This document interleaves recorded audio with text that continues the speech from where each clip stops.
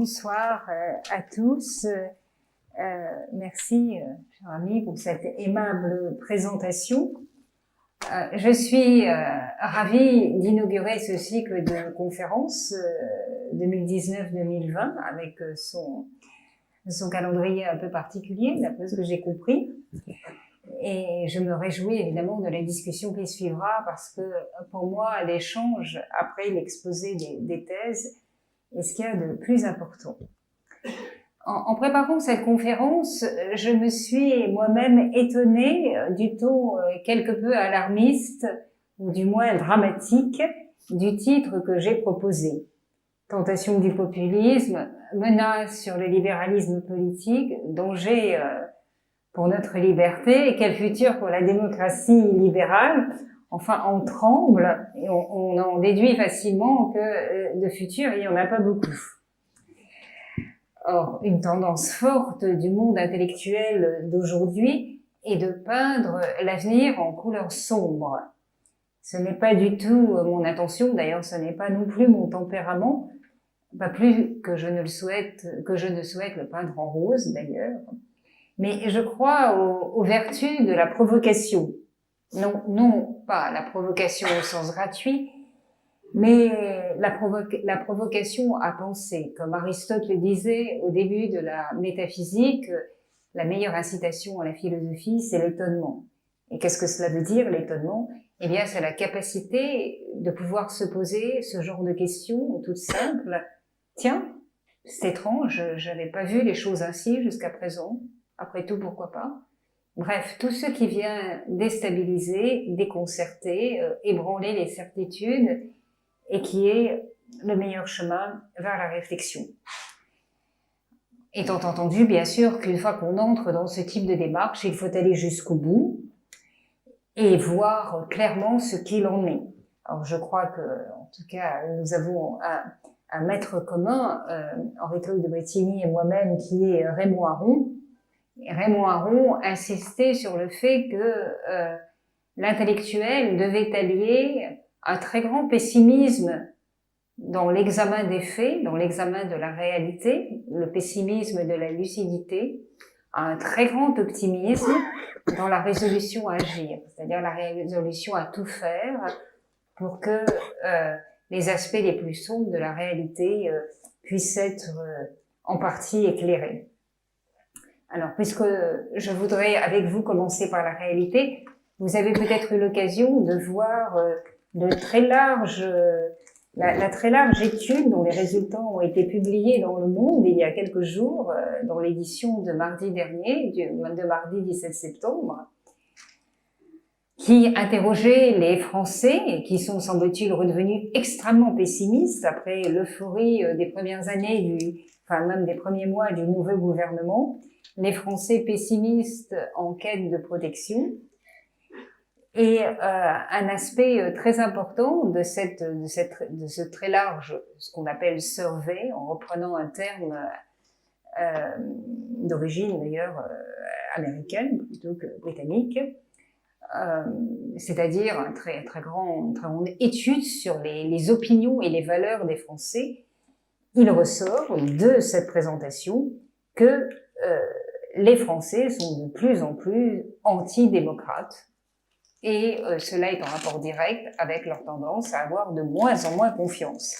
Alors l'étude est quand même tout à fait intéressante parce qu'elle montre que aujourd'hui, 36% des personnes qui ont été interrogées, donc sur un échantillon très large de citoyens, 36% des personnes qui ont été interrogées partagent la conviction que la démocratie n'est pas du tout le meilleur des systèmes politiques. Bon, il y a quand même 63% des personnes qui pensent que c'est le cas, que la démocratie est le meilleur des systèmes politiques. Et quand on interroge, on se pose des questions sur ce que signifie. Moi, je pense que la démocratie n'est pas un bon système politique, en tout cas, il y en a d'autres. Très vite, on est confronté à plusieurs interprétations. Qu'est-ce que cela veut dire? Que la démocratie n'est pas le meilleur système politique, comme disait Churchill, à l'exception de tous les autres, évidemment. Tout est comparatif. Ça peut vouloir dire plusieurs choses. D'abord, une partie non négligeable des gens ou des personnes qui émettent ce jugement sont des personnes qui sont précisément des ultra-démocrates et qui trouvent que la véritable démocratie, c'est la démocratie participative, c'est la démocratie directe, c'est la démocratie des citoyens intervenant directement sur la décision politique, ce n'est pas la démocratie représentative qui caractérise les régimes que nous appelons libéraux, aujourd'hui en tout cas dans le monde occidental. Donc une partie de ceux qui émettent un tel jugement sur la démocratie sont des ultra-démocrates, des démocrates radicaux, qui trouvent que la pratique actuelle de la démocratie n'est pas ce qui correspond à ce qu'ils entendent par démocratie. Mais il y a une partie également non négligeable de ce groupe, qu'on peut appeler rapidement le groupe des antidémocrates. Il y a une partie non négligeable de ce groupe qui considère que les problèmes du monde aujourd'hui sont tels, ce sont des problèmes si importants que les procédures délibératives de la démocratie ne permettent absolument plus de les résoudre. D'abord de les affronter et ensuite d'apporter une solution pour y remédier. Et parmi ce groupe, il y a surtout des personnes qui sont extrêmement conscientes de l'urgence des enjeux écologiques et qui considèrent qu'aucun gouvernement démocrate ne pourra jamais parvenir à une décision ou à un ensemble de décisions, par définition très peu populaires, qui seront à même de réellement répondre aux défis climatiques. Donc ça, c'est un autre type d'antidémocrates qui, d'une certaine manière, face à la situation, ne sont pas antidémocrates par principe, mais qui considèrent que face à la situation actuelle, seul un gouvernement fort, autoritaire, qui impose un certain nombre de choses, permettra de définir des solutions. Et puis le troisième groupe, c'est évidemment le groupe des vrais antidémocrates, c'est-à-dire de ceux qui appellent de leur vœu un gouvernement autoritaire et un gouvernement qui éventuellement ne recule pas devant l'usage de la violence pour faire taire les oppositions ou les voix de tous ceux qui ne sont pas contents. Il reste que ce sondage qui est, enfin, cette étude, c'est plus qu'un sondage, c'est une étude qui approfondit les motivations des personnes qui fournissent ce type de réponse. Cette étude est tout à fait caractéristique du monde d'aujourd'hui. D'abord parce que ce n'est pas la première année que l'on arrive à ce type de résultat. Ce genre de survey est fait à peu près tous les ans et depuis quelques années, on constate qu'il y a un très gros tiers de Français, de nos concitoyens, qui ont un jugement, disons, très mitigé, pour ne pas dire franchement critique, à l'égard des procédures démocratiques. Alors on peut dire, bien tout ça, ce sont quand même des formes de critique qui, d'une certaine façon, rejoignent ce qu'on appelle aujourd'hui populisme, parce que on a tendance à penser que le populisme, c'est précisément ce qui remet en cause les procédures et la manière de faire de la démocratie libérale. Et en effet, on peut être justifié à penser cela, parce que les gouvernements populistes, c'est un terme que je n'emploie pas, à vrai dire, très spontanément, mais comme il est extrêmement utilisé, il faut bien, pour essayer de se faire comprendre, le reprendre. Les gouvernements populistes, qu'on peut voir d'ailleurs déjà installés dans certains pays européens, c'est le cas avec le gouvernement qui est appuyé sur le parti Fidesz en Hongrie, autour de Viktor Orban. C'est un type de populisme, j'y reviendrai. Il y a également, d'une certaine façon, le mouvement PiS, PIS, en Pologne, qui est un autre type de populisme. Alors souvent, on dit que le Rassemblement national est un mouvement populiste. Certains disent que la France insoumise est aussi un mouvement populiste, enfin d'un tout autre type, un populisme de gauche. C'est une notion qui est théorisée depuis quelques temps. On a eu chez nos voisins italiens deux exemples assez opposés l'un à l'autre de populisme. Enfin, on les a encore, à vrai dire, même si l'un des deux est après une spectaculaire un spectaculaire succès est plutôt en perte de vitesse. D'un côté, la Ligue du Nord, qui est un mouvement qu'on qualifie, que la presse en général et les analystes qualifient d'extrême droite, mais que d'autres qualifient de populiste. Et on a le mouvement 5 étoiles, qui est actuellement partenaire de la coalition au pouvoir avec le Parti démocrate, sous la présidence de M. Comté, et qui est également un mouvement populiste. Alors là, dans le sens plus traditionnel du terme, c'est-à-dire plus appuyé, plus enraciné dans des revendications populaires. Là, je me suis limitée à nos voisins les plus proches. Alors, on peut dire que Vox, mouvement d'extrême droite qui émerge en Espagne depuis quelques années, est un mouvement populiste, mais on pourrait le considérer surtout comme un mouvement nationaliste, très fortement attaché à l'unité espagnole, plus que ne le sont les autres partis qui s'opposent à l'indépendantisme catalan. Et pour parler des Allemands, certains considèrent aussi que l'AfD, Alternative für Deutschland, qui est le mouvement qui prend de plus en plus d'importance, surtout dans les 5 Länder de l'Est de l'Allemagne, est un mouvement populiste, mais on peut également le qualifier de mouvement nationaliste, anti-européen, autant que de mouvement populiste. Vous voyez déjà que le terme populiste est particulièrement difficile à définir. Par exemple, l'AfD en Allemagne a été à l'origine un parti d'intellectuels, souvent de professeurs d'économie, qui, il y a une dizaine d'années, se sont regroupés pour défendre un ensemble d'arguments, d'ailleurs extrêmement sophistiqués et bien construits, montrant que l'Allemagne, que l'appartenance à l'Union européenne empêchait le développement allemand. Alors ensuite, il y a eu la crise des réfugiés à partir de 2015, qui a fait que l'AfD a surfé, comme on dit aujourd'hui, sur des thèmes anti-immigration et des thèmes de culte de l'identité allemande qui sont beaucoup plus familières des mouvements populistes. Mais à l'origine, l'AfD n'était pas cela. C'est un mouvement anti-européen, en particulier anti-euro. Et c'était un mouvement plutôt d'universitaires. C'est plus du tout le cas aujourd'hui. D'ailleurs, la première génération de l'AfD a été en partie écartée du mouvement. Il reste en revanche l'extrême droite traditionnelle qui très vite s'est rattachée à ce mouvement. 2 ouvrages sont parus récemment, tout récemment, et dont je voudrais vous dire quelques mots, qui essaient de donner l'un et l'autre 2 interprétations très intéressantes en ce qu'elles sont des interprétations culturelles du populisme.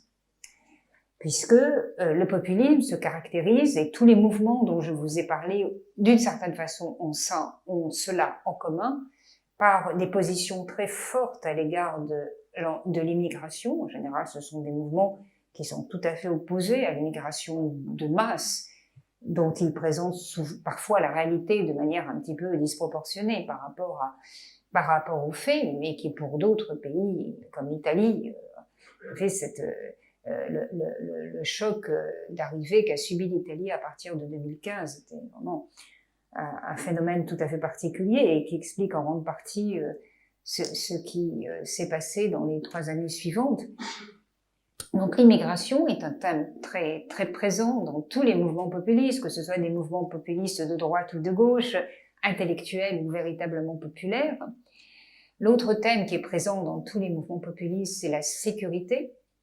Alors une sécurité qui n'est pas simplement une sécurité physique, protégez-nous de la délinquance, mais qui est aussi une sorte d'appel à une forme d'insécurité culturelle, pour reprendre l'opposé du titre d'un politologue français, Laurent Bouvet, l'insécurité culturelle. Laurent Bouvet a intitulé son livre « L'insécurité culturelle » pour essayer de rendre compte et d'analyser ce sentiment que beaucoup de nos concitoyens éprouvent aujourd'hui, de n'être plus à l'aise dans l'environnement culturel tel qu'il est devenu, de ne plus s'y reconnaître, de ne plus y voir sa place, etc.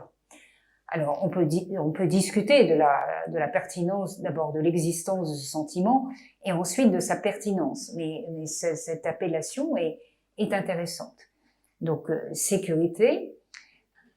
D'ailleurs, vous avez vu que les débats qu'a suscité la proposition de la nouvelle présidente de la Commission, Madame von der Leyen, d'intituler un des commissariats européens qui se voit attribuer de nombreuses fonctions, y compris la question de l'immigration, de se voir également assigner la tâche de la défense du mode de vie européen. De très nombreuses protestations, beaucoup ont dit mais qu'est-ce que ça veut dire défense du mode de vie européen? Ça veut dire que les Européens ont besoin qu'on défende leur mode de vie, ça veut dire qu'ils ont peur de perdre ce mode de vie, que c'est une valeur menacée, mais qu'est-ce que ça veut dire? Est-ce que ce n'est pas directement cibler les populations qui ne sont pas strictement européennes comme des populations menaçantes? Enfin, vous avez sans doute suivi ça dans la presse, il y a eu beaucoup de discussions sur ce thème et de très nombreux appels adressés à la présidente de la Commission pour qu'elle retire cette appellation.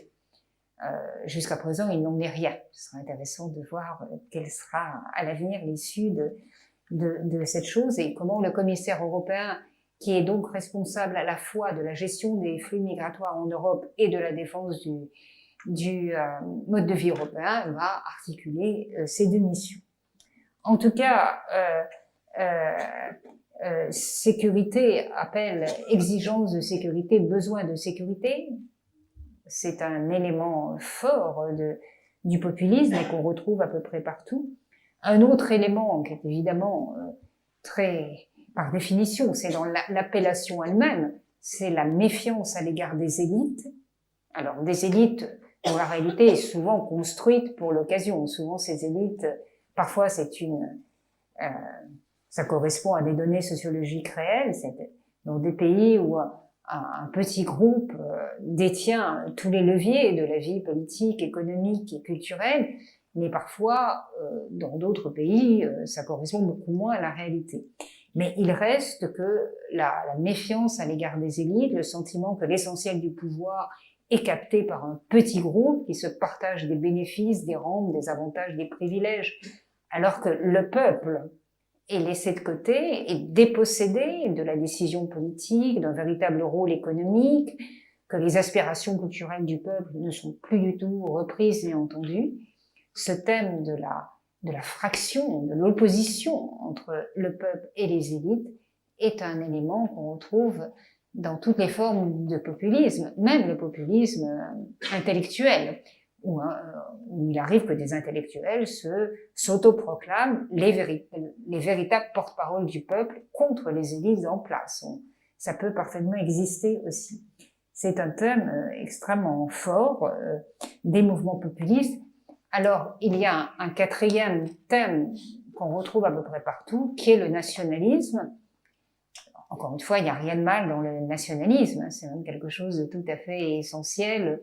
Les États européens, pour en rester à l'Europe, sont des États-nations avec des langues nationales, des traditions nationales, une histoire nationale, une représentation de l'intégrité nationale, qui vivent en général en Europe sur des systèmes de solidarité nationale, donc ce qui suppose la définition de frontières, hein, on est dedans ou on est dehors, enfin on peut avoir deux nationalités bien sûr, mais on est dans un pays, on contribue au bien public de ce pays, en retour on peut être bénéficiaire de la solidarité définie dans l'espace de ce pays.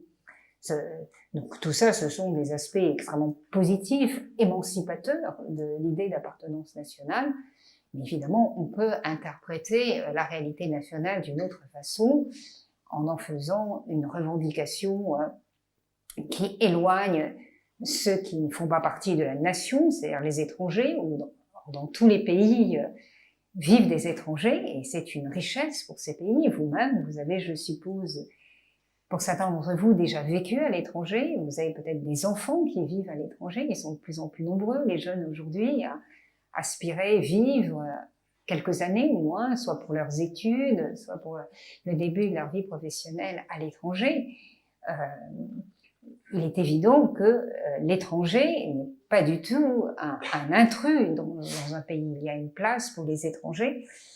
Et les conceptions nationales qui sont vraiment des conceptions substantielles, si on peut dire, pour prendre un mot un peu technique, c'est-à-dire qui disent le pays c'est nous et c'est seulement nous, les étrangers qui travaillent, qui nous apportent des choses, qui contribuent au rayonnement de notre pays, n'en font pas partie. Ça, c'est évidemment une toute autre signification. Et souvent, le nationalisme est accompagné d'une volonté d'une très grande méfiance à l'égard des coopérations multinationales, à l'égard des actions qui sont conduites par plusieurs pays. Il y a aussi beaucoup de suspicion à l'égard de tout ce qu'on appelle le multilatéralisme, c'est-à-dire de ce qui unit plusieurs pays, qui a quand même contribué, on le constate chaque jour en Europe, aussi critiques soit-on à l'égard de la réalité européenne, qui ont quand même contribué à faire de l'Europe, depuis la fin de la Deuxième Guerre mondiale, une terre de paix perpétuelle. Ça n'était jamais arrivé dans l'histoire. Donc, je mets de côté le conflit yougoslave, mais à l'époque, aucun des pays de l'ancienne Yougoslavie n'appartenait à l'Europe. Donc, ça c'est le quatrième thème, après l'immigration, la sécurité, la haine des élites ou la méfiance à l'égard des élites. Le nationalisme est le quatrième thème, et il va de pair avec un thème qu'on trouve quand même assez fréquemment dans presque tous les mouvements populistes, c'est la méfiance à l'égard de l'Europe, et parfois même une position très nettement anti-européenne. Alors, évidemment, lorsqu'il s'agit de pays comme la Hongrie et surtout la Pologne, ça suscite très souvent des commentaires sarcastiques, parce que ce sont deux pays, surtout la Pologne, qui bénéficient très largement des aides européennes, mais ça n'empêche pas la classe dirigeante européenne d'avoir, de répondre, d'émettre très souvent des jugements extrêmement opposés à l'Europe, au sens où elle critique les politiques européennes, en particulier en matière d'immigration. C'était une position qu'avait très clairement exposée M. Orbán à propos de la Hongrie il y a deux ans. Il y a un an et demi, quand il avait expliqué que l'Europe c'est une chose merveilleuse, on aime tous l'Europe en Hongrie, mais on estime que c'est à nous qui vivons en Hongrie de savoir quelle est la proportion d'étrangers qui doivent vivre en Hongrie, et ce n'est pas à l'Europe de nous le dire. Alors là, ça pose un véritable problème. Est-ce que l'Europe prescrit quel pourcentage d'étrangers doit vivre dans son pays? Est-ce que c'est pas une présentation très, très déformée, en tout cas qui correspond pas du tout à ce qu'a été la tentative d'introduire des quotas des quotas européens en matière d'accueil des immigrés. Mais en tout cas, cette question de l'Europe et dans le domaine de l'immigration et aussi dans le domaine de la budgétaire et monétaire, on peut dire, est extrêmement important, surtout pour les pays qui participent à l'euro, parce qu'évidemment, s'il y a une chose que l'euro, la monnaie unique, rend impossible, ce sont des politiques de dévaluation monétaire, bien évidemment. Or, beaucoup de pays, pendant longtemps, et y compris la France à plusieurs reprises, avant les années 80, beaucoup de pays ont utilisé la dévaluation pour relancer leur économie, relancer leurs exportations. Alors évidemment, les pays européens qui sont dans l'euro ne peuvent plus utiliser ce type d'outils de relance et ils n'ont pas d'autre recours qu'une forme de déflation, comme ce qu'a fait l'Espagne pour sortir de la crise et de l'éclatement de la bulle immobilière après 2008. L'Espagne a dû pratiquer une forme de déflation, ne pouvant pas du tout jouer sur la valeur de sa monnaie, c'est-à-dire contraindre autant que c'était possible le volume des importations. Et ça a été une situation pendant plusieurs années très difficile pour les citoyens espagnols. Mais l'Espagne est un pays relativement policé et ordonné, et mis à part le mouvement Vox, dont l'origine est quand même très directement la crise catalane, cette terrible politique économique qui a duré quelques années, qui a permis une véritable reprise en Espagne, n'a pas eu, pour l'instant, de conséquences politiques gravissimes. Mais dans d'autres pays, ce type de politique a eu de très graves conséquences. Je mentionnais tout à l'heure deux ouvrages qui viennent de paraître, et c'est à ce titre que j'aimerais vous en parler, qui ont tenté d'analyser ce qu'était le populisme, en tout cas de proposer une interprétation originale, nouvelle, en ceci qu'elle était d'ordre culturel et pas d'ordre économique ou politique. Alors le premier ouvrage est un ouvrage qui est paru en Angleterre il y a peu de temps, David Goodhart, bon, c'est simple, c'est bon cœur, ces thèses ne sont pas très angéliques, mais David Goodhart. Le titre en anglais, cet ouvrage n'a pas été traduit en français, mais son titre en anglais est The Road to Somewhere. La route, le chemin vers quelque part, la route vers quelque part. Alors, quelle est la thèse de l'ouvrage? Elle est vraiment très simple à comprendre. L'auteur oppose deux catégories de population, enfin de Britanniques, les anywhere et les somewhere. Anywhere, c'est-à-dire, faut pas traduire de nulle part, hein, de partout, de n'importe où. Où qu'ils soient, ils sont à l'aise, ils sont chez eux. Parce qu'ils parlent plusieurs langues, parce qu'ils ont de l'argent, parce qu'ils sont bien éduqués, parce qu'ils savent s'adapter, parce qu'ils sont très mobiles, parce qu'ils ont des connexions partout, des réseaux, ils savent qui appeler, qui rencontrer, etc.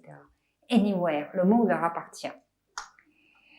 Les autres, ce sont les somewhere, c'est-à-dire ceux qui sont nés quelque part et qui y sont restés.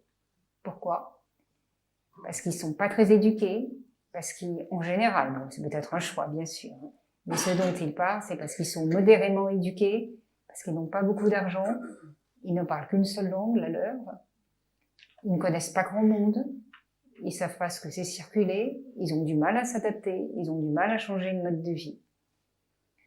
David Goodhart donne beaucoup de statistiques, de chiffres, essaie de construire des indicateurs pour essayer de montrer à quel point les somewhere, c'est-à-dire ceux qui sont quelque part et qui y restent, c'est la majorité de la population. Mais un des indices les plus étonnants qu'il en donne est le suivant: 60% des Britanniques habitent à 30 km, à 30 km au maximum, de l'école où ils ont fait leurs études primaires. Donc évidemment, ils n'ont pas beaucoup bougé. 30 km, c'est pas grand-chose. Alors il arrive qu'on revienne, qu'on veuille s'installer dans l'endroit où on a vécu ces premières années. Mais enfin, pour la plupart d'entre eux, apparemment, ce n'est pas le résultat d'un choix. Donc, qu'est-ce que ça veut dire, cela? Ça veut dire que ce monde des anywhere, ce monde de la mondialisation, ce monde de l'élite heureuse, ce monde des start-upers, ce monde de faites votre vie, maintenant vous êtes libre, toutes les opportunités sont pour vous, c'est un monde qui ne concerne qu'une petite minorité. La plupart des gens ne s'y reconnaissent pas et, je dirais même, ne savent même pas de quoi on parle quand on leur parle de ça comme de l'idéal contemporain, de l'idéal de l'individu contemporain. Et cela finit par créer une réalité dans la société qui est de plus en plus, alors pas invisible, en tout cas qui n'est même plus perçue par les dirigeants politiques. Et il est vrai que lorsqu'on a, j'imagine que beaucoup d'entre vous sont très intéressés par ce qui se passe au Royaume-Uni en ce moment, et quand on voit ces MPs et ces lords britanniques échanger des arguments aux communes en parlant du peuple, et ils sont tous, évidemment, en tout cas pour les membres du Parti conservateur, ayant fréquenté les écoles les plus chics du Royaume-Uni et l'université la plus réputée, il est vrai que parfois, même si tous les mots sont là, on se demande de quoi ils parlent et de quelle expérience concrète d'existence ils traitent. Et la thèse de Goodhart est que eh bien, nos régimes démocratiques sont très clairement menacés parce que ces 60% vont finir par réagir à un moment. Ils ont le nombre pour eux et même s'ils n'ont pas beaucoup d'accès aux médias ou de moyens d'expression, ça finit par être une réalité de la société qu'à un moment il ne sera plus possible d'ignorer. Et de toute façon, même en supposant qu'ils restent tranquilles de manière éternelle ou du moins pour longtemps, aucune société ne peut vivre avec 40% de ses membres. Une société doit vivre avec 100% de ses membres et pas laisser de côté plus de la moitié de ses habitants. Donc Goodhart prône, et c'est là que son livre devient tout de même assez faible, ce qu'il appelle un populisme raisonnable, c'est-à-dire une forme de populisme qui chercherait à réintégrer ces 60%, à les réintégrer de manière pacifique dans le mode d'exercice du pouvoir politique. Le problème est qu'il ne dit pas du tout comment, et que les quelques suggestions qu'il fait ne sont pas du tout réalistes. L'autre livre, alors là vous pouvez vous le procurer en librairie parce qu'il est sorti la semaine dernière, donc c'est tout à fait récent. C'est un livre collectif qui a été publié aux éditions du Seuil d'un économiste dont vous connaissez peut-être le nom, Daniel Cohen, qui est professeur d'économie à l'École normale supérieure, donc un collègue, un ami, qui est d'ailleurs directeur du département d'économie de l'ENS également, et qui a écrit un livre collectif, ils l'ont écrit à 4 avec Yann Algan, Elisabeth Beslay et Martial Foucault, qui s'appelle Les origines du populisme, on est en plein dans le sujet, et qui tente de donner une explication culturelle du populisme, en approfondissant des données et des caractéristiques qui sont quand même rarement étudiées en politique en général, et alors surtout quand il s'agit du populisme. Ce sont des caractéristiques qui s'occupent du rapport que les individus ont à eux-mêmes. Leur thèse est que le populisme est le produit d'une société individualiste qui a échoué, un projet complètement individualiste de la société qui a échoué. Et ils ont construit, alors ce sont des économistes, donc ils ont construit des indicateurs qui tentent à montrer que les personnes qui se reconnaissent dans des mouvements qu'on appelle populistes, alors en France on a le choix, mais enfin, il y en a quand même un qui est le Rassemblement national, donc les électeurs du Rassemblement national sont, d'après tous les indicateurs qu'ils ont mis en évidence, majoritairement des personnes qui n'ont pas confiance en autrui, qui considèrent qu'autrui est plutôt une menace, que du mal peut arriver d'autrui, qui ne font confiance qu'à des cercles assez restreints. Alors, on peut retrouver un équivalent des somewhere de David Goudard, d'une certaine manière, et qui, en général, sont très socialisés dans un petit groupe et très désocialisés par rapport au reste de la communauté nationale, qui, et c'est mesuré par toutes sortes de situations et de scénarios qui sont assez intéressants, je ne vais pas entrer dans le détail, mais qui sont plutôt dans une position de défiance, de mal-être à l'égard de la modernité, à l'égard des évolutions culturelles, que ce soit sur des questions d'éthique, comme celles qui sont par exemple abordées par la loi de bioéthique qui sera discutée à l'Assemblée à la fin de l'année 2019, ou d'autres questions qui ont des portées culturelles. Donc vous voyez, c'est une étude du populisme, une sorte de radiographie de ceux qui ne se disent pas populistes. Il est rare qu'une personne dise « moi je suis populiste, vous pouvez m'interroger ». On essaie d'identifier ce caractère d'être plutôt favorable à un mouvement populiste par l'étude des choix électoraux. Mais cette radiographie de l'électorat, donc en particulier l'électorat du Front National, montre que, d'après les indicateurs qui sont proposés dans cet ouvrage, qui sont d'ailleurs pour certains contestables, enfin ça c'est un autre problème, montre que la question de la construction de l'individualité, de la confiance à autrui, de l'idée de la coopération sociale ne sont pas appréciées de la même façon par les électeurs de certains mouvements politiques et par les électeurs des mouvements plus mainstream, des mouvements traditionnels de la démocratie libérale. Donc ce livre propose assez peu de solutions pour remédier à ça. Il se contente de faire un diagnostic. D'ailleurs, son titre correspond tout à fait à l'ambition, les origines du populisme. Mais c'est tout de même très intéressant. Alors, vous me direz, mais quand même, les somewhere en France, ils se sont exprimés entre le mois de décembre et le mois de mars. Ensuite, on les a mis dans le grand débat. Enfin, je ne sais pas si beaucoup y sont allés, mais en tout cas, beaucoup de gens se sont exprimés ensuite dans une deuxième séquence, une séquence grand débat. En effet, on peut considérer que le mouvement des Gilets jaunes, donc même s'il faut distinguer, semble-t-il, le mouvement des Gilets jaunes Champs-Élysées ou le mouvement des Gilets jaunes qui défilaient, le mouvement des Gilets jaunes rond-point, c'est très différent tout cela, des réalités sociales et culturelles très différentes les unes des autres qui se sont exprimées là, mais d'une certaine façon qui ont toutes clairement, dans tous ces mouvements, il était clair que les participants essayaient de dire quelque chose.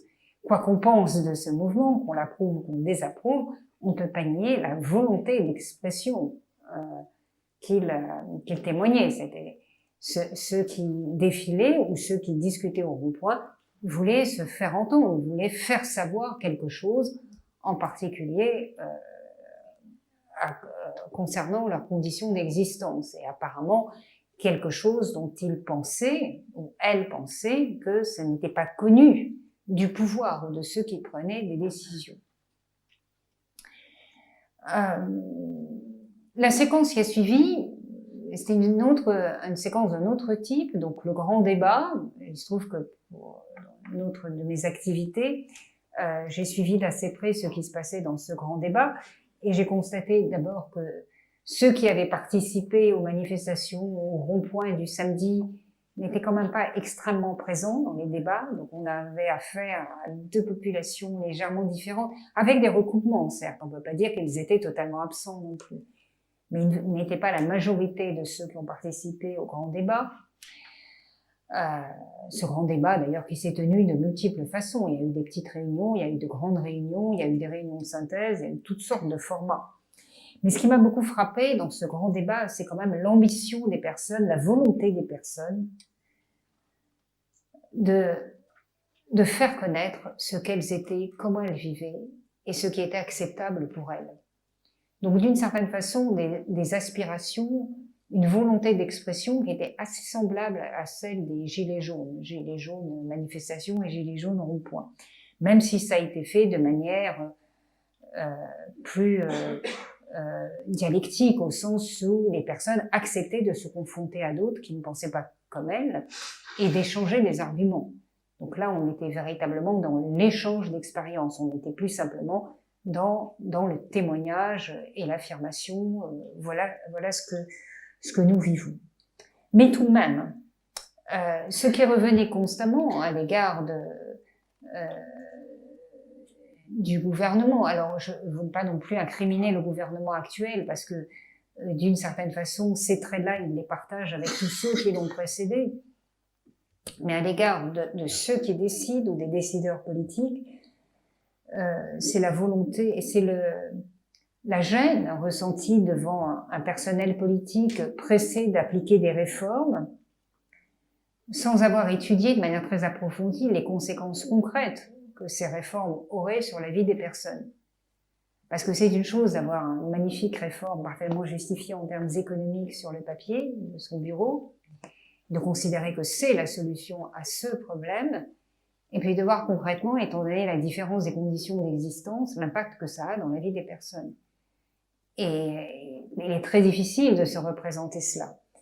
Or, il est bien évident que l'idéal serait de faire précéder toute réforme par un minimum d'études expérimentales pour voir ce que ça produit comme effet réel, mais aussi, puisque nous sommes dans un monde libre, où les individus sont libres, qu'est-ce que ça peut éventuellement produire comme situation d'adaptation, éventuellement comme situation d'évitement, parce que les Français sont malins, on le sait, et quand on leur impose quelque chose qu'ils ne veulent pas, eh bien, ils cherchent une solution pour le contourner.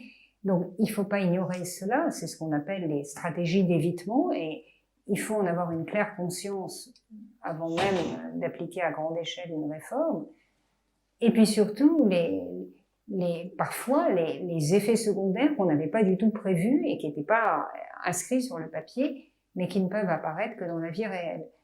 Donc, cette demande qui a été très souvent faite lors du grand débat, d'un peu d'expérimentation, de conscience de ce que sont les conséquences d'une décision dans la vie concrète des personnes était une revendication qui revenait sans cesse et dont on peut considérer que c'est une revendication complètement légitime. Après tout, quand une décision est prise, la responsabilité de celui qui la prend, c'est de faire en sorte qu'elle soit acceptée de tous. Même ceux qui, éventuellement, peuvent se trouver lésés ou pouvaient ne pas être d'accord. Et pour qu'elle soit acceptée de tous, il faut donner tous les éléments, tous les arguments qui montrent que c'est la bonne solution, étant donné la diversité de la population française. Ce qui suppose quand même une conscience très approfondie des effets différents et concrets que cette décision peut avoir dans la vie des personnes. L'autre revendication qui émanait des débats, c'était une revendication qui portait sur le rôle des échelons locaux. Alors, on a dit qu'au terme de ce débat, d'une certaine manière, les grands gagnants, si on peut dire, ceux qui avaient été mis le plus en valeur étaient les maires, c'est-à-dire les responsables de la communauté qui est la plus proche du citoyen, puisque la commune, c'est quand même le premier espace politique en France, où il y a des décisions prises, des délibérations sur des enjeux collectifs, c'est ça la politique. Mais il est vrai que les gouvernements qui se sont succédés récemment ont eu tendance c'est peut-être plus marqué dans le gouvernement actuel, même s'il semble qu'un changement de méthode soit annoncé, à réduire la part, à réduire l'implication en tout cas de toutes les organisations intermédiaires, que ce soit les organisations des collectivités territoriales ou de tout ce qu'on appelle aujourd'hui les corps intermédiaires. Ça ne veut pas dire grand-chose, mais enfin, disons, tous ceux qui arrivent à recueillir des impressions, des témoignages, des revendications, à les filtrer, à les calibrer. Alors, ça peut évidemment émousser leur originalité et leur créativité, mais aussi ça permet de construire un propos plus collectif et donc beaucoup plus audible pour le pouvoir politique. Alors, beaucoup ont déploré lors du grand débat que le rôle de ces intermédiaires ait été considérablement amoindri. Et enfin, la dernière chose qui apparaissait étrangement, alors qu'on nous dit que les Français estiment qu'il y a beaucoup trop de députés, c'est que les participants au grand débat étaient très attachés à leurs députés et très attachés au rôle du Parlement et regrettaient que le rôle du Parlement soit de plus en plus réduit. Ce qui n'a pas été toujours le cas. Là, on peut avoir des critiques à l'égard de la présidence Sarkozy, de Nicolas Sarkozy, mais étrangement, c'est celui dans les gouvernements récents qui a le plus œuvré à faire en sorte que le Parlement reprenne ses droits. Vous vous en souvenez sans doute, en attribuant la présidence de la Commission des finances à un membre de l'opposition, ce qui n'était pas du tout la règle avant. La Commission des finances est une commission extrêmement importante à l'Assemblée, et elle revenait de droit à un député de la majorité. Nicolas Sarkozy avait proposé dans cette réforme sur le fonctionnement des institutions de l'attribuer à un représentant de l'opposition. C'était quand même un signe en faveur du pluralisme politique. Il y a eu d'autres réformes, en particulier une partie des lois qui étaient d'initiative parlementaire et pas simplement gouvernementale. Bref, je referme cette parenthèse. Parce que le rôle du Parlement est tout de même un rôle extrêmement important. N'oubliez pas que le Parlement est le représentant de tout, rassemble les représentants de tous les Français. Ceux qui ont voté pour le parti au pouvoir et pour la majorité au pouvoir, et ceux qui ont voté contre. Tandis que le gouvernement, par la force des choses, est plutôt concentré sur les Français qui ont voté pour lui. Donc le Parlement a une capacité à représenter l'ensemble du pays que par définition, le gouvernement ne peut pas avoir, même si le gouvernement se revendique de manière tout à fait légitime de la souveraineté nationale qui a de manière majoritaire et très claire qu'il a porté au pouvoir. Mais l'enseignement à mes yeux le plus intéressant du grand débat et qui va m'amener peu à peu vers ma conclusion, qui aura trait à ce qui reste de la démocratie libérale, de la liberté politique et plus généralement du libéralisme, l'enseignement le plus clair du grand débat, à mes yeux, c'était une question posée sur la participation politique. Il apparaissait très nettement que les personnes qui ont participé à ce débat, et d'une certaine façon cela vaut pour les Gilets jaunes également, étaient avides de participation politique. C'est-à-dire de contribuer à l'élaboration des décisions, à la définition des grandes perspectives politiques, enfin bref, à la chose commune. Ce qui est évidemment une chose extrêmement souhaitable dans une démocratie. Ma question étant de savoir comment est-ce possible d'organiser la participation politique du peuple dans ce que sont aujourd'hui nos démocraties, et en particulier nos démocraties libérales. Alors chacun peut aller de ses propositions, des référendums qui requièrent d'initiatives donc comment on dit, partagées, là, donc pour lesquelles il faudra 1 million de signatures et pas 4,7 millions comme c'est le cas aujourd'hui. Bon, on propose cela, on propose des consultations régulières, on propose une représentation du peuple à la proportionnelle, on propose davantage de capacité d'intervention laissée à l'opposition parlementaire. Bon, toutes sortes de propositions sont sur la table, mais et elles sont tout à fait importantes. Hein. Chacune, certainement, serait un élément de la solution. Mais il reste que la question de l'organisation de la participation politique dans un État aussi vaste que le nôtre, aussi différencié, aussi diversifié, est quelque chose de très compliqué. Et arriver à faire en sorte, lorsqu'un gouvernant, un gouvernement, un dirigeant, ce serait sans doute le plus beau défi en politique, arrive à faire en sorte que les décisions qui sont prises puissent être des décisions autour desquelles il y a un très grand ralliement, même si des personnes ne sont pas d'accord et même si des personnes sont désavantagées par ces décisions, mais qu'il y ait un véritable sentiment d'appropriation des décisions, même si on était contre, on a voté contre, encore une fois, je précise, ce serait une véritable réussite en matière de politique, parce que c'est le seul moyen pour que chacun se sente vraiment représenté et le sentiment que son avis a été pris en compte. Ce qui ne signifie pas qu'il a été suivi, mais en tout cas pris en compte. Et il est évident que dans ce que j'ai vu du grand débat, l'aspiration des personnes qui participaient, c'était pas simplement de donner leur avis. Moi, je pense ceci, moi, je pense cela. Et on mélange tout et on arrive à un avis majoritaire. C'était absolument pas de ça qu'il s'agissait. Les personnes avaient plutôt envie de s'informer sur les faits, sur les chiffres. Ce débat n'a pas du tout été un grand défouloir, mais il a été, d'une certaine manière, un exercice collectif de délibération. Enfin, un exercice vraiment de délibération collective.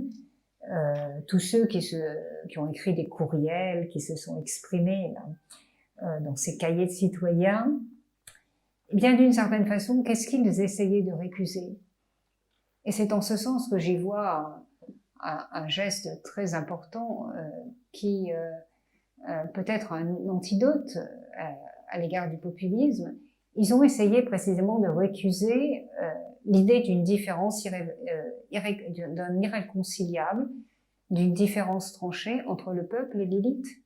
Parce que eux étaient le peuple, d'une certaine façon, qui devenait une élite, au sens qui est donné traditionnellement à l'élite, c'est-à-dire ceux qui contribuent à la décision politique, simplement une élite élargie, une élite extrêmement diversifiée, et une élite qui peut intervenir de façon très pas du tout calibrée, pas du tout obéissant à un même modèle, et de façon parfois très hétérogène. Alors il me semble que là, on a, même si je regrette évidemment que ce grand débat au fond n'ait pas eu véritablement d'impact dans les politiques adoptées, parce que parfois on se demande si elles auraient été différentes avec ou sans débat. Mais cela dit, l'exercice en lui-même, dans certains cas, a été véritablement intéressant et peut donner, alors intéressant du point de vue de la participation politique. pas intéressant au sens où il aurait servi, mais là je ne me prononce pas sur cette question, chacun de vous aura son idée.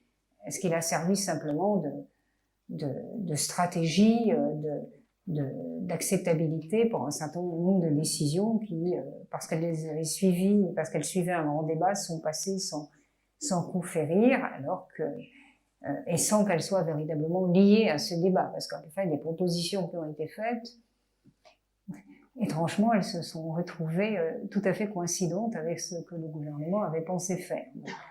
Ce n'était pas du tout ça l'inspiration du grand débat au départ.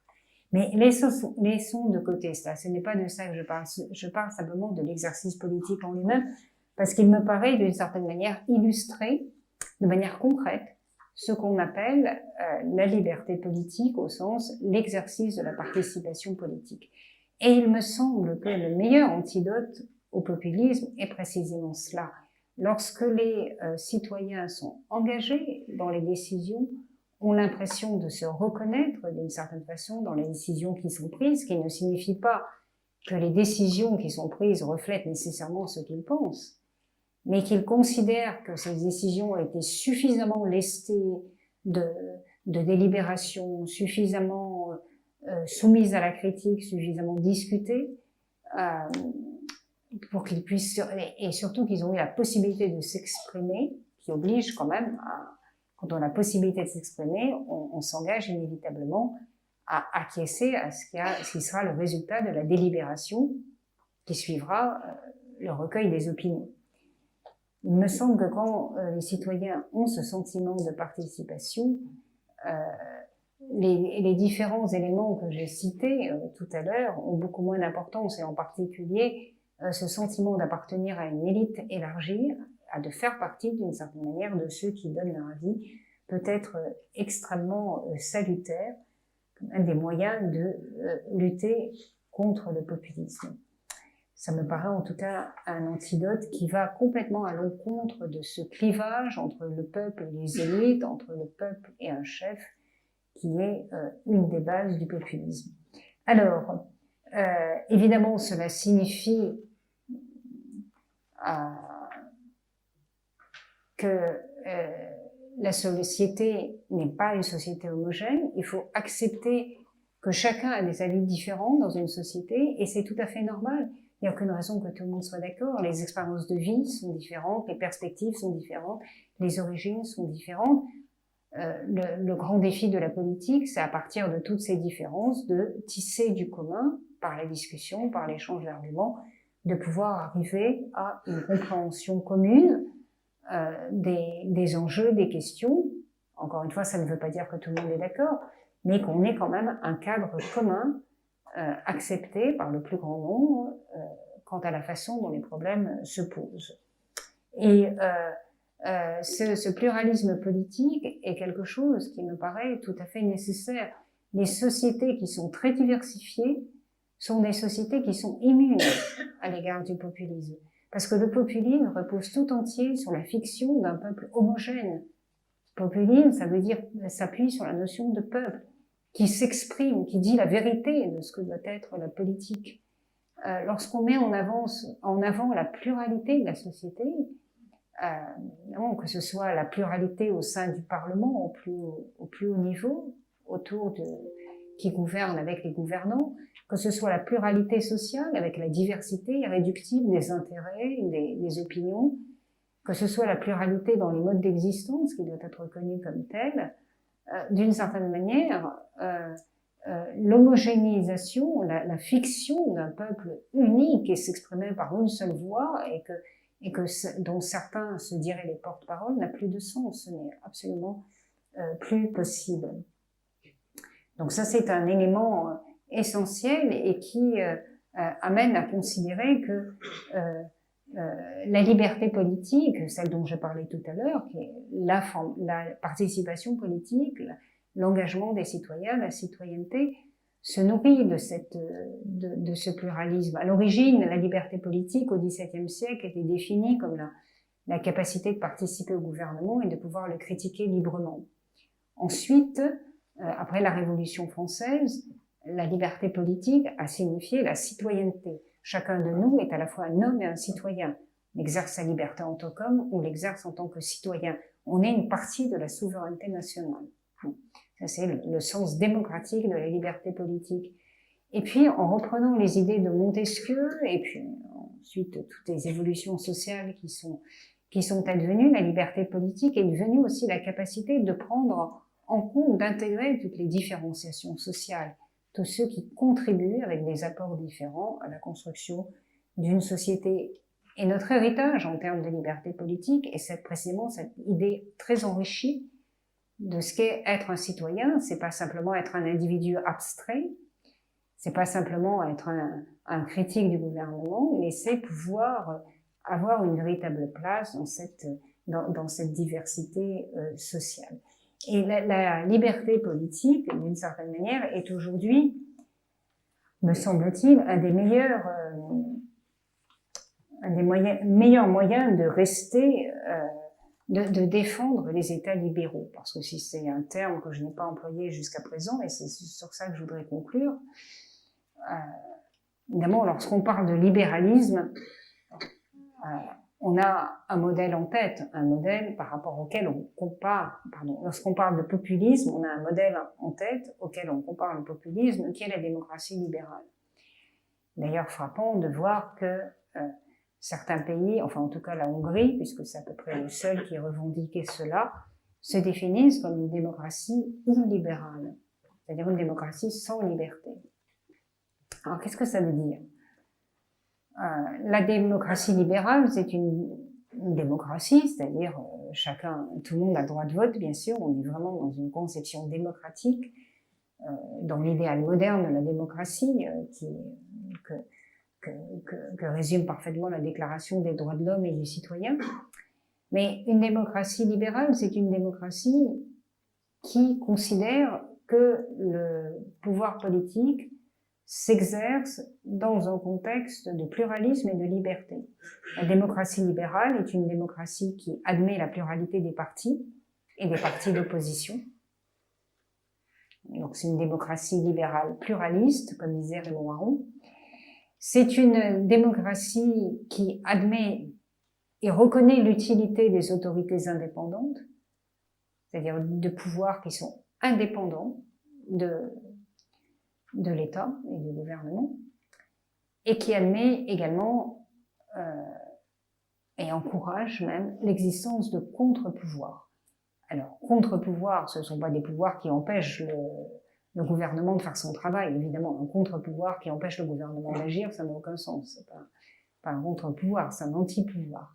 Un contre-pouvoir, c'est un pouvoir qui a une autre logique que celui du gouvernement, qui donne des informations, qui explique comment les décisions sont prises, qui critique la manière dont les décisions sont prises. La presse est, de manière caractéristique, un contre-pouvoir, au sens où la presse donne des informations aux citoyens que le gouvernement ne donne pas. Soit parce qu'il n'a pas le temps, soit parce qu'il ne peut pas, soit parce qu'il ne veut pas. Mais le devoir de la presse est de les donner, ces informations aux citoyens. Le contre-pouvoir, mais en quelque sorte, doit mettre le citoyen en position d'exercer son pouvoir de citoyen, puisque le citoyen, n'oubliez pas, est détenteur de la souveraineté au nom duquel le gouvernement gouverne, enfin, en tout cas en démocratie.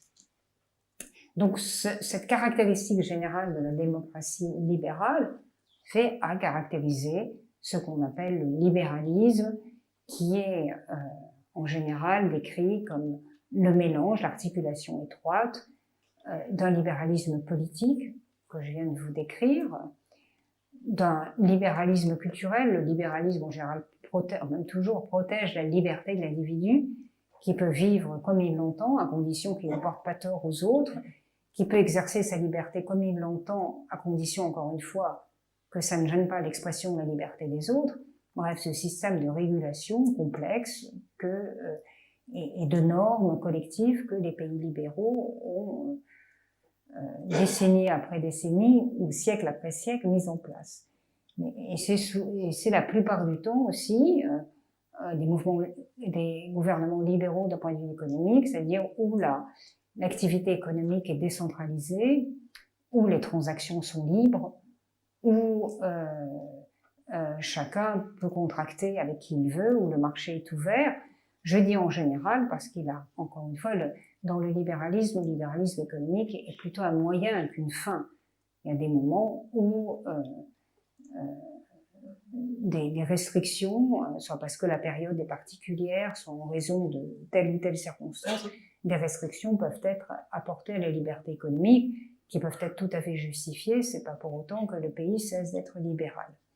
Donc ça, c'est la définition d'ensemble du libéralisme, avec l'idée qu'il y a un certain nombre de notions clés qui découlent de la prise au sérieux de ce qu'est être un individu libre dans un gouvernement où l'individu puisse se reconnaître. C'est ça l'ambition du libéralisme.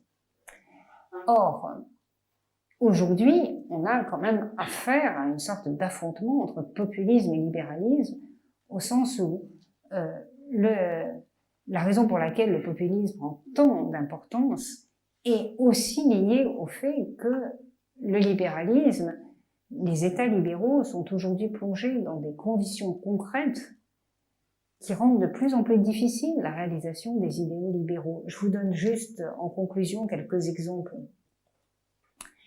Un exemple très simple que chacun de nous connaît. Le libéralisme est entièrement centré, comme je vous l'ai rappelé, sur l'idée de liberté individuelle, donc de responsabilité individuelle. L'individu est responsable de ses actes et à ce titre, il doit être puni, les assumer et subir les sanctions qui sont prévues si ces actes ont des effets négatifs sur les autres. Cette notion de responsabilité individuelle aujourd'hui est progressivement remise en cause par un certain nombre de phénomènes collectifs où il est extrêmement difficile de savoir qui est responsable. Le changement climatique, par exemple, la détérioration climatique, qui est responsable? Alors on peut dire, bon, telle entreprise a pollué, tel individu a trop consommé, n'a pas éteint sa lumière. Mais c'est pas ça qui crée le phénomène global et la menace climatique. Donc cette idée de la responsabilité individuelle face à des phénomènes complètement intégrés, collectifs, est de plus en plus difficile à défendre. Et d'ailleurs aujourd'hui, on introduit peu à peu, même sur des questions infiniment plus minimes, la notion de responsabilité non intentionnelle. Ce qui est une aberration dans un cadre strict libéral. Comment peut-on être responsable de quelque chose qu'on n'a pas eu l'intention de faire? On ne peut pas être responsable de ce qu'on n'a pas voulu. Donc cette idée de responsabilité individuelle qui était le cœur du libéralisme est quand même de plus en plus mise en cause, en particulier face à des enjeux collectifs. De plus, l'émergence du terrorisme, on assiste quand même à des formes de terrorisme qui sont radicalement nouvelles depuis le 11 septembre. L'idée libérale que je vous l'ai expliqué tout à l'heure, il faut prendre son temps, il faut consulter, il faut discuter, il faut recueillir les avis contraires. Qu'est-ce qu'il en reste lorsqu'il faut agir très vite, prendre des décisions, restreindre les libertés, empêcher la circulation, introduire un contrôle aux frontières? Tout le long processus de la prise de décision politique dans un régime libéral, avec ce que ça suppose de participation, de consultation, est quand même mise à très rude école et dans une situation qui le rend quasi impossible quand il y a des menaces planétaires comme le terrorisme. Donc ça aussi, c'est une menace pour le libéralisme. Quand il y a une crise financière comme celle qui s'est produite en 2008, les régulations du libéralisme, qui sont des régulations après coup, a posteriori, évidemment, ne sont pas adaptées. Il faut agir vite, il faut prendre des mesures qui sont infiniment plus restrictives et des mesures en amont, ce dont les libéraux en général ont horreur. Bref, je ne parle même pas des outils numériques et de communication. Le libéralisme est extrêmement attaché à la valeur de l'intégrité personnelle, de la vie privée. Qu'est-ce qui reste de la vie privée quand on voit une part si importante de la population qui utilise les réseaux sociaux n'hésite pas à tout dire en méconnaissant les risques que cela porte quant à la défense de la vie privée. Bref, tout cela pour vous faire un peu trembler et voir que si le populisme prospère aujourd'hui de cette façon-là, c'est aussi parce que le libéralisme est l'idéal libéral, avec ces très beaux concepts de défense de la liberté, défense de la vie privée, défense de la participation collective, défense du pluralisme politique, sont aujourd'hui, ces idéaux libéraux doivent s'exercer dans une condition politique, économique, culturelle qui semble les rendre de plus en plus impossibles et qui est en revanche totalement en faveur de la décision autoritaire, de l'absence de consultation, de l'idée qu'il n'y a qu'un seul peuple et pas du tout une diversité sociale. Donc, il ne faut pas mésestimer l'évolution de la condition actuelle où nous vivons, d'un point de vue technologique, politique, économique, sur cette sorte de défaveur où semble être plongé le libéralisme et de cette faveur du populisme. Je pense évidemment qu'il y a des solutions à cela, que le libéralisme doit réinventer certains de ses concepts fondamentaux et que cet engagement des citoyens par rapport à la responsabilité des affaires politiques dans leur pays et dans toutes ces dimensions, une ressource qui est inentamée et qui, encore une fois, est le meilleur élément de lutte contre le populisme. Merci.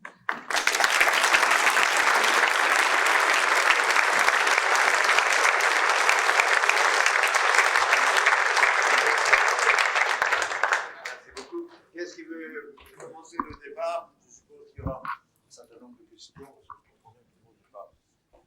Tout le monde est d'accord?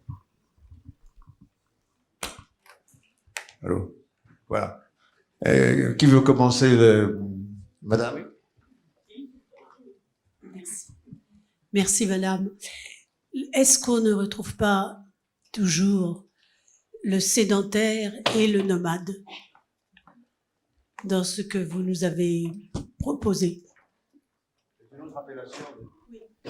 Somewhere and nowhere, oui, tout à fait. Mais bien sûr, c'est une véritable réalité d'aujourd'hui. Mais on peut choisir d'être sédentaire, on peut choisir d'être nomade. Ce qu'il faut absolument empêcher, c'est la condition des personnes qui sont obligées d'être sédentaires. Parce que c'est de ça qu'il s'agit. Si la sédentarité obéissait à un choix, était le résultat d'un choix, ce serait très bien. Le malheur, c'est souvent, elle est le résultat d'un sentiment pas d'un choix. de relégation, de dépossession. Et ça, c'est une chose inadmissible dans une société, parce que ces citoyens se sentent peu à peu privés de leur capacité d'affirmation sociale et même non plus, et de toute capacité même de jouer un rôle dans la société, ce qui est extrêmement négatif. Et c'est un phénomène qui est de plus en plus important et qui est en total décalage avec ce qu'on nous raconte de la société inclusive, participative, qui n'est en fait pas du tout. Donc, pour toutes ces raisons, ce phénomène de la sédentarité est un problème, d'abord parce qu'elle est une souffrance pour les personnes qui la vivent, qui le vivent pas du tout comme une volonté d'enracinement, ce qui serait très positif. Après tout, chacun peut vivre comme il le veut, mais comme l'impossibilité de faire quoi que ce soit d'autre. Et un certain nombre d'évolutions sociales en particulier, le fait que l'éducation n'arrive plus du tout à jouer le rôle de promotion sociale, ce fameux ascenseur social dont on parlait, mais je vais pas me mettre à parler d'éducation parce que là, je suis intarissable, et de l'échec de l'éducation en termes d'égalité. Mais il est vrai que cela aussi donne le sentiment aux personnes qu'elles sont rivées à leurs conditions, elles et leurs enfants, ce qui est quand même tout à fait aberrant dans une société comme la nôtre. Il y a un livre, elle a sorti un livre sur ce sujet. Monsieur. Oui, bonsoir madame, en vous remerciant. Parmi les facteurs que vous avez analysés qui nourrissent le populisme, il me semble que vous n'avez pas parlé de la régulation économique internationale qui échappe à la construction démocratique. Je donnerai simplement, pour exemple, les réactions à l'égard des traités internationaux tels que le CETA ou le TAFTA. Alors, vous avez tout à fait raison, et la première des constructions et régulations internationales, les premières des régulations internationales, pour ce qui nous concerne, ce sont les régulations européennes. Ce sont elles qui prennent la première décharge d'hostilité des mouvements populistes, parce qu'elles imposent un certain nombre de règles, y compris en termes de déficit structurel. On connaît ce qui irrite au plus haut point certains États. Regardez ce qui se passait en Italie avant la fracture, avant l'effondrement du gouvernement précédent, les récriminations à l'égard de l'Europe, qui critiquaient le déficit italien, alors que les Italiens faisaient, disait-il, de manière tout à fait légitime, la politique que le peuple leur avait demandé de faire. Donc ça, c'est la première des régulations. internationales, et a fortiori pour celles dont vous parlez, c'est-à-dire les régulations qui ont une ambition beaucoup plus large. En effet, la critique à l'égard des traités internationaux, d'ailleurs qui a été aussi la critique émise par Trump, hein. Dès que le président Trump est arrivé au pouvoir aux États-Unis, il a voulu revoir tous les accords internationaux. Il s'est d'abord dégagé de l'accord Pacifique, laissant la Chine pendant quelque temps se faire passer pour la grande puissance normative à la place des États-Unis, au monde asiatique. Et ensuite, en effet, avec le Canada et le Mexique. Mais il en était de même pour certains États européens, en tout cas pour les citoyens européens, qui étaient extrêmement méfiants à l'égard des deux traités dont vous avez parlé. D'ailleurs, à chaque fois pour des raisons différentes. Alors, la question des normes sociales, des normes environnementales qui, selon certains, ne sont pas suffisamment prises en compte dans ces traités, est une question très importante. Une autre question, c'est celle des cours d'arbitrage qui, en effet, donnerait à une autorité la possibilité de punir un État qui aurait, de manière démocratique précisément, pour reprendre le cœur de votre intervention, aurait changé sa politique. Par exemple, Madame Merkel décide de faire sortir l'Allemagne du nucléaire. Les entreprises qui auraient investi et qui seraient lésées par cette décision seraient en droit de demander des dédommagements considérable à l'Allemagne. C'était vu comme une atteinte directe à l'idée profondément démocratique de souveraineté nationale. Vous avez raison, c'est un élément très important et qui est un des aspects du reproche qui est souvent fait à l'Europe d'être antidémocratique. Les mouvements populistes prétendant, eux, incarner la démocratie par opposition. Oui, vous avez fait apparaître plusieurs composantes du populisme, de sorte qu'il semble difficile d'en faire une définition claire et synthétique. Mais il y a un élément que vous n'avez pas cité et qui est repris périodiquement par des journalistes et leurs invités, c'est le simplisme. On reproche au populisme son simplisme. Alors, en contrepoint, je vais citer deux déclarations de notre président de la République. Il y a en Europe les progressistes et les nationalistes. Est-ce que c'est pas un peu simpliste? Ça l'est, oui. Il y a ceux qui réussissent et ceux qui ne sont rien. Bon.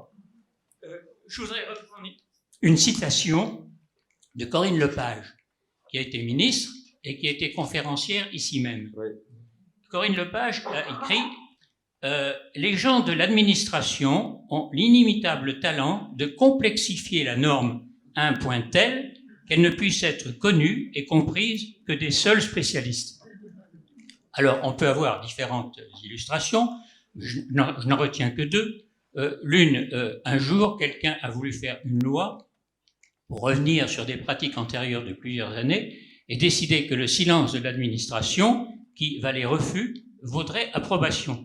Mais derrière, il y a eu tellement d'exceptions, de sous-exceptions, et de sous-exceptions que c'était incompréhensible. On a parfois un vide un peu de simplisme.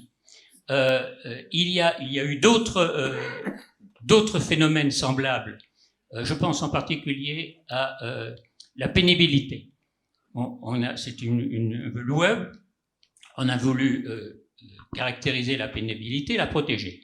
Mais elle a été tellement difficile à définir et à appliquer que c'est encore incompréhensible pour le commun des mortels.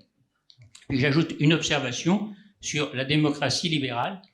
Il semble que la démocratie, que la Constitution française soit l'une des moins démocratiques des pays occidentaux. Alors, il y a bien entendu la discipline de vote, qui n'est inscrite dans aucun texte, mais il n'y a pas qu'elle. Il y a l'initiative des lois, il y a le vote bloqué, et on pourrait sortir un certain nombre de choses semblables. Il arrive que dans une consultation électorale, avec le suffrage majoritaire à 2 tours, un parti obtienne la majorité absolue avec 28% des suffrages, et il ne représente que 19% du corps électoral. Alors, que devient la démocratie libérale avec une institution semblable?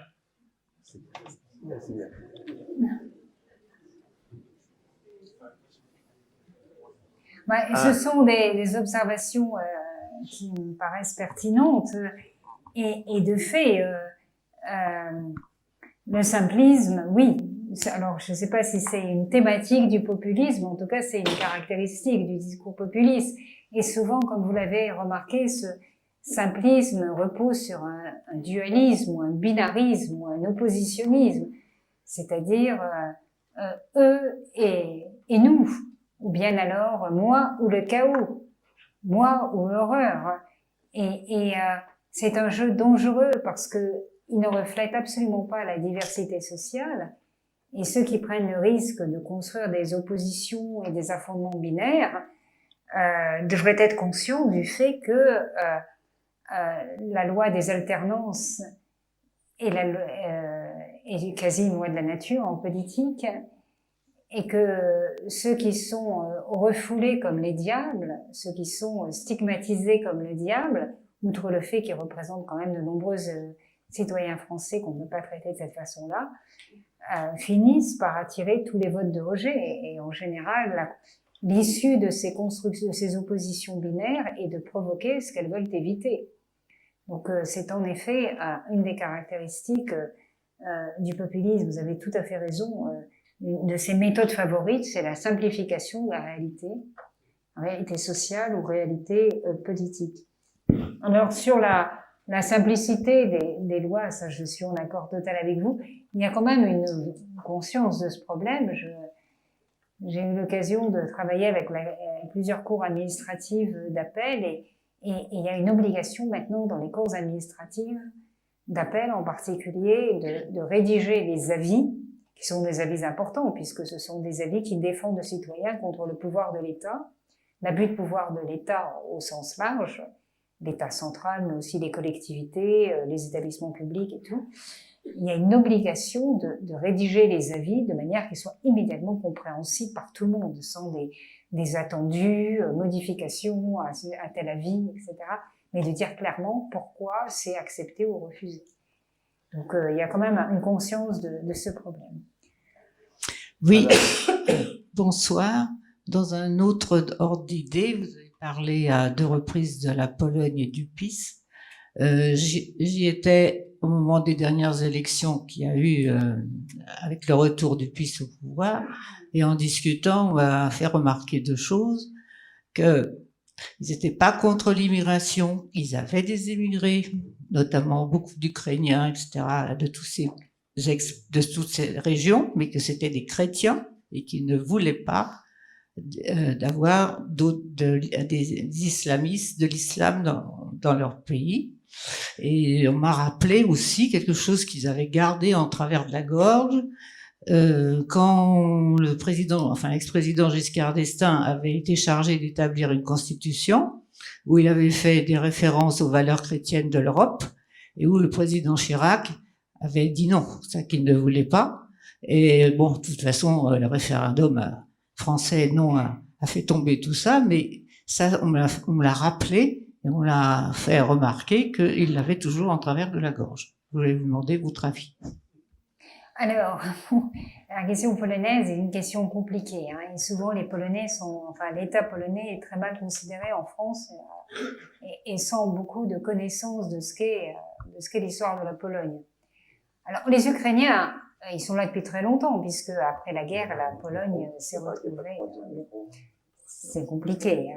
Les frontières de la Pologne ont changé et il y avait des minorités ukrainiennes qui se sont retrouvées incluses dans l'État polonais. Ça, c'est la redécoupe des frontières. Alors, soit on fait du nettoyage ethnique et on les chasse, soit ils restent parce qu'ils sont là.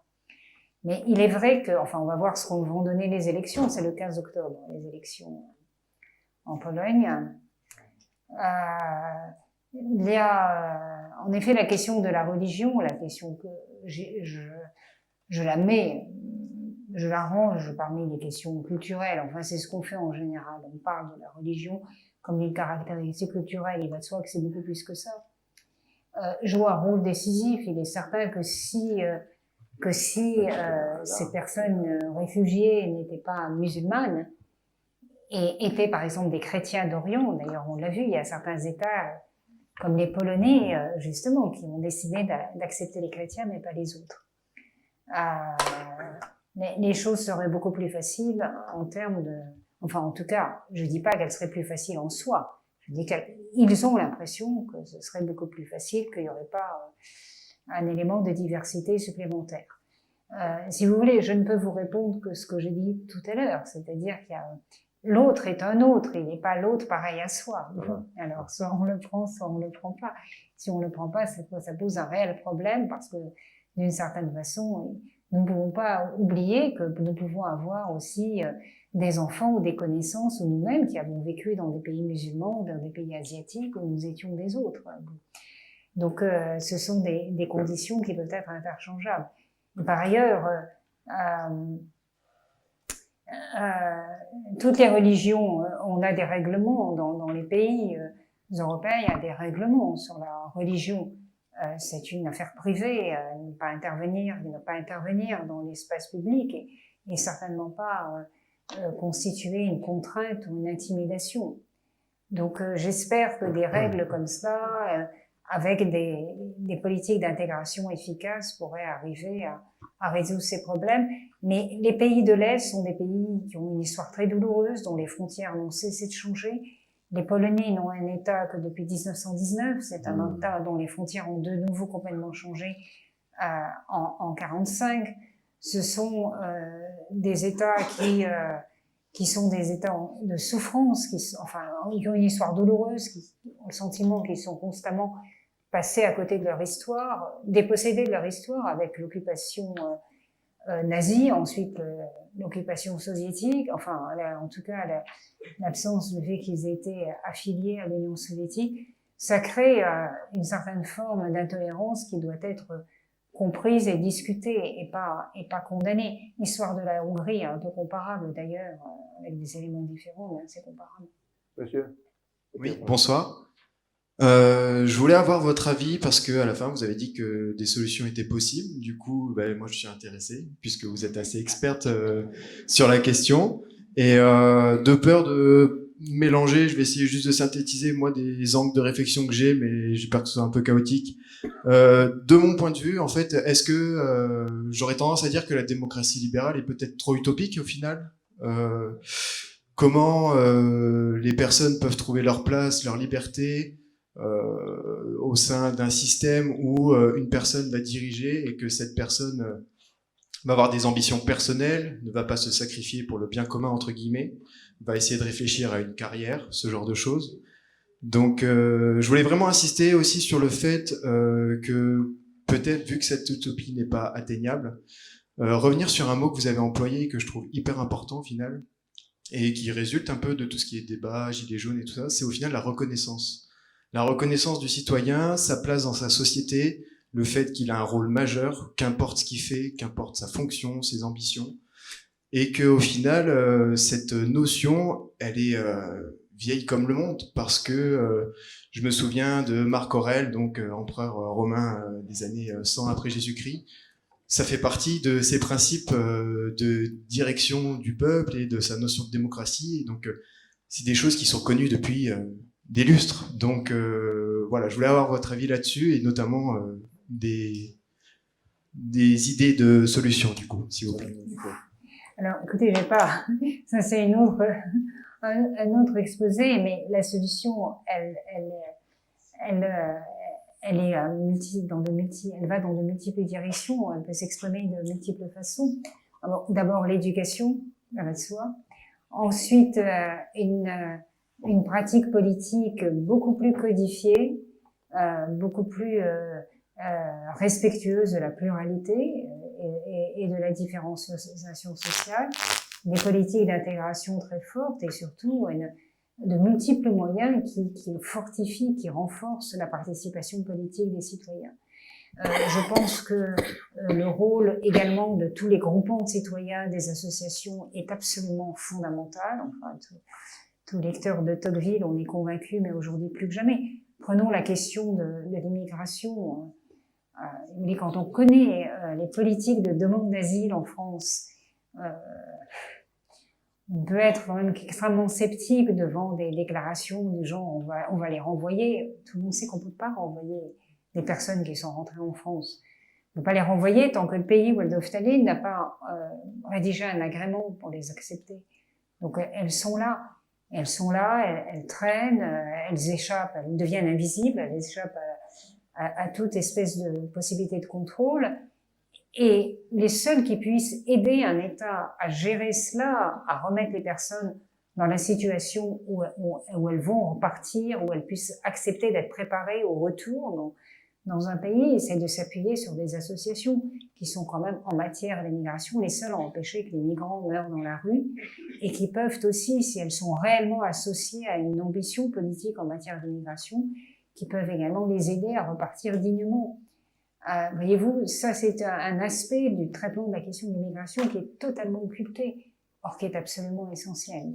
Et c'est une forme de participation politique, parce que beaucoup de citoyens sont quand même touchés par la question des migrants et souhaitent aider en tout cas à trouver une solution. Alors, bonsoir madame, j'avais une question par rapport à un terme que vous avez employé. Qu'est-ce qui fait qu'aujourd'hui on peut qualifier un mouvement d'extrême droite? Ah oui, c'est une très bonne question. Je l'employais prudemment. J'ai dit la Ligue, on définit ce mouvement comme un mouvement d'extrême droite. Mais j'avoue, vous avez raison de vous étonner, parce que moi-même, je suis pas du tout d'accord avec ce terme. J'ai jamais compris ce qu'il signifiait. Parce que la droite, d'abord, la droite, il y a tellement de droite. Je pourrais dire, il y a tellement d'extrême droite aussi. Et souvent, l'extrême droite n'est pas du tout une radicalisation des idées de droite. Parce que si l'extrême droite était une radicalisation des idées de droite, après tout, on se demanderait pourquoi, dans la plupart des cas, l'extrême droite, la droite ne s'allie jamais à l'extrême droite. Alors, il est vrai que les pays européens présentent des expériences différentes. Regardez, l'Angleterre n'a pas d'extrême droite. Bon, enfin, en tout cas, il n'y a pas des mouvements qui sont le plus à droite de l'échiquier politique, disons. On peut prendre une définition presque topologique pour essayer d'expliquer le terme d'extrême droite.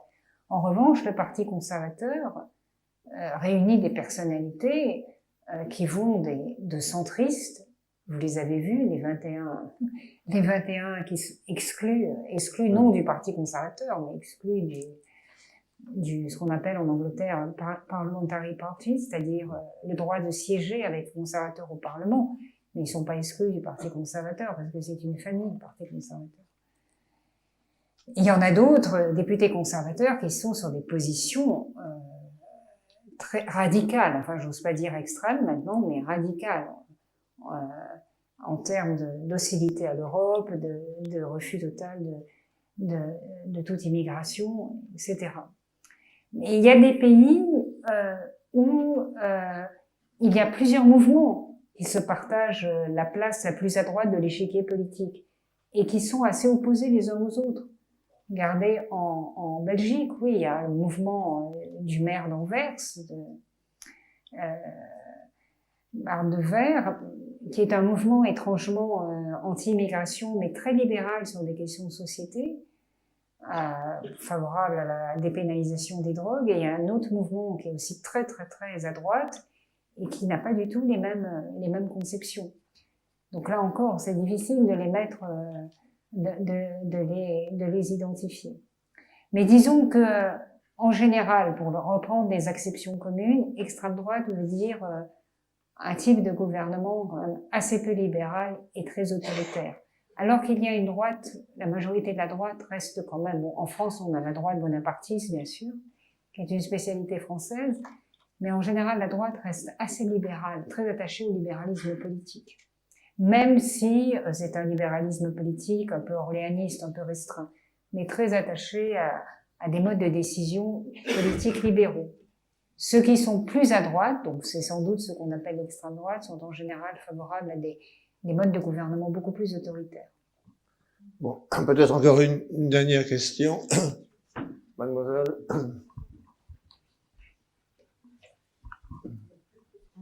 Bonjour. Vous parlez de beaucoup de partis populistes, et dans le parti populiste, donc vous avez bien expliqué ce qu'est le populisme, mais le rôle des partis dans les démocraties libérales. Alors, je pense à un texte de Simone Veil donc pas la femme politique, hein, mais donc la philosophe, qui écrivait une note sur la suppression générale des partis politiques. Et en fait, qui mettait au jour cette difficulté parfois qu'ont les partis d'exprimer la pluralité qui est qui est inhérente à la société. Alors comment peut-on rendre compte quel c'est le rôle des partis? J'attends des éclaircissements.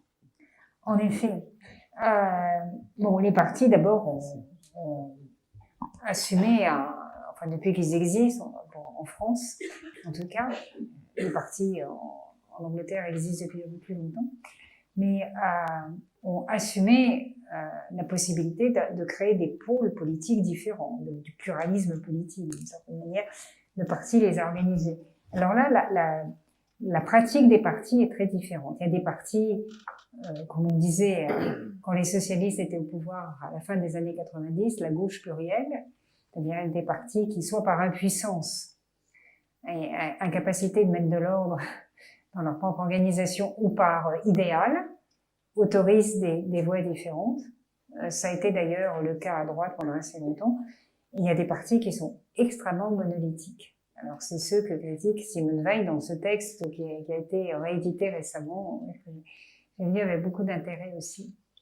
Alors, regardez ce qui se passe en Angleterre. Les partis sont très monolithiques. Normalement, il n'y a pas de différence de vue dans les partis. Enfin, il peut y en avoir dans la population, parmi ceux qui se disent travaillistes ou conservateurs ou libéraux démocrates, mais au Parlement, il y a un whip, ce qu'on appelle un whip, c'est-à-dire c'est une image très claire avec un fouet, il n'y a pas de fouet évidemment, qui met de l'ordre dans le parti, c'est-à-dire que quand une résolution est proposée, tous les membres du parti votent la résolution, et vous avez vu, il en a été beaucoup question ces derniers jours, les 21 qui sont partis, les 21 ont refusé le whip, c'est-à-dire ils n'étaient plus soumis à l'ordre de cohésion du parti. Et quand les députés anglais, les MPs, disent on n'a pas de whip sur cette question, ça veut dire on nous a pas donné de consigne, on doit tous voter pareil. Il y a quelques questions sur lesquelles il n'y a pas de whip, mais il n'y a pas de liberté parlementaire en Angleterre. Donc les partis sont vraiment des partis qui se comportent de manière totalement monolithique. C'est pourquoi ces 21 députés, en France on a l'habitude, même en marche, les députés qui refusent de voter certaines lois, mais en Angleterre c'est extrêmement rare, ça n'arrive jamais. C'est très très rare, c'est un système complètement différent. Pas pour le parti dans la population, mais le parti au Parlement est organisé de manière très différente des partis français. D'ailleurs, je vous signale que quand En Marche a été créé, le modèle, c'était le whip britannique. C'est-à-dire un parti où il n'y a pas de dissension, il n'y a pas de voix plurielle, où tout le monde vote comme un seul homme. Alors, comme ils étaient pour la plupart très novices en politique, ou fraîchement ralliés, la première année, ça a assez bien marché. Dès la seconde année, ça n'a plus marché. Bon, j'hésite à reprendre encore d'autres questions. Je voudrais remercier. Vraiment, c'est une question qui est courte. Si elle est courte, ce sera la dernière parce que je ne veux pas trop prolonger aussi par souci pour. Oui, non, c'est une question sur le libéralisme et l'évolution du libéralisme sur les 30 dernières années, ou même un peu au-delà d'ailleurs. Parce que, non, mais ça va être très bref quand même. Ce que je veux dire par là, c'est que on a aujourd'hui une véritable inversion en fait des normes entre le pouvoir des États et le pouvoir économique. Et notamment les GAFA ont émergé en moins de 20 ans ont pris le dessus sur les États. Et ça, moi, je pense que ça pose un vrai problème démocratique, d'où le retour à votre question initiale sur le libéralisme, la démocratie, et puis évidemment la conséquence des populistes, puisque finalement le piège se referme. Donc je voulais entendre votre avis là-dessus. Oui, tout à fait. Merci d'aborder cette question. Elle est tout à fait essentielle, d'autant que ces très grandes entreprises, ces GAFA, sont des menaces directes sur la liberté individuelle, dans la mesure où on le voit dans la condamnation récente, qui remonte à quelques années quand même, du moteur de recherche de Google, à quel point elle diminue considérablement la capacité de choix des citoyens. Donc ça, c'est une atteinte directe à la liberté. Je ne parle même pas des atteintes sur la possession des données et le constant préformatage des désirs des individus. Mais si vous voulez, si ces puissances économiques, dans le monde actuel, les puissances économiques ont atteint un tel pouvoir, et c'est une véritable question, et c'est précisément contre les idéaux du libéralisme, puisque le premier engagement du libéralisme, c'est le maintien de la concurrence, de la décentralisation. Dans le mythe libéral, chacun peut devenir un concurrent. C'est-à-dire, il n'y a pas de position de pouvoir et de monopole définitivement installé. Or, le but de ces GAFA est d'empêcher tout challenger, d'empêcher toute émergence de concurrence. Et les États sont souvent extrêmement complices de cela. Regardez ce qui se passe en matière d'évasion fiscale, sinon de fraude fiscale. On a beaucoup de difficultés, on va voir avec la recommandation de l'OCDE, de taxer correctement ces grandes entreprises multinationales, alors que les éventuels concurrents qui naissent en France, en Angleterre ou en Allemagne sont eux fortement taxés à la mode domestique. Donc c'est une distorsion de concurrence majeure. Et Madame Vestager, qui a été véritablement celle qui a porté de manière très forte cette lutte contre l'omnipuissance des GAFA et qui a voulu les obliger à respecter les règles de la concurrence, et c'est pas terminé, c'est véritablement un processus très puissant qui a commencé. D'ailleurs, où pour la première fois, il y a eu toute une série de papiers dans The Economist à ce propos, l'Europe a été considérée comme exemplaire par les États-Unis parce qu'elle a eu l'initiative de ces premières législations en dépit de la colère que ça a suscité chez Donald Trump. Madame Vestager est une pure libérale. Elle est certainement celle qui incarne le mieux le libéralisme européen. Donc c'est un véritable danger pour le libéralisme. Je pense que dans une sorte d'étrange fascination, on n'a pas ouvert les yeux assez tôt, mais j'espère de tout cœur qu'un véritable mouvement de riposte est en cours. Et où les GAFA ne devraient pas être gagnants, ou alors il n'y a plus de décision politique en laquelle on puisse avoir confiance. C'est pour ça que c'est très grave. Bon, merci beaucoup, Monique Canton-Faber, d'avoir accepté de nous recevoir.